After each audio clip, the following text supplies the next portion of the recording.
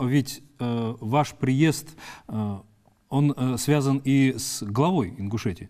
Юнусбек Баймугереевич, я так понимаю, обращался, звал. Более того, насколько я понимаю, в самолете вы сегодня летели вместе с ним, вместе. Успели о чем-то договориться на высоте птичьего полета? Ну, о планах каких-то на будущее? Мне кажется, слово «договориться» это я не люблю. Поговорить. Да. Обсудить. Обсудить. Какое слово вы любите?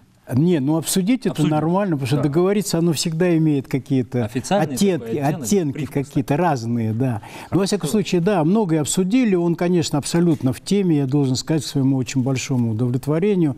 Я давно знаю его, разумеется. Вот.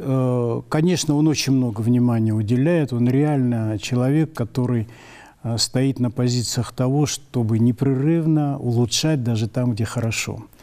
Поэтому договорились, что сегодня еще, может быть, удастся переговорить и какие-то отдельные вопросы решить. То есть продолжить. Я надеюсь, разговор шел о том, что вы, имеется в виду команда из Бакулевки, не в последний раз. Да, абсолютно точно. Абсолютно точно. Он даже высказал пожелание повторно провести здесь акцию «Прикоснись к сердцу ребенка». Она очень эффективная акция. Это долго рассказывать. Тем, кому интересно, могут посмотреть в интернете.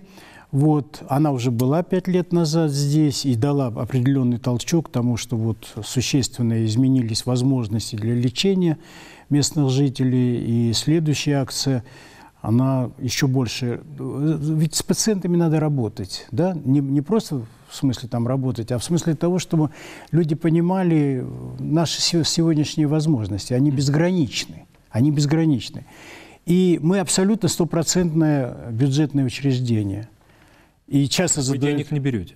Мы не берем денег. С людей? Мы реально не берем денег. Есть, знаете, чтобы я был правильно понят, вот, скажем, у нас есть, скажем, пациенту предстоит поставить клапан.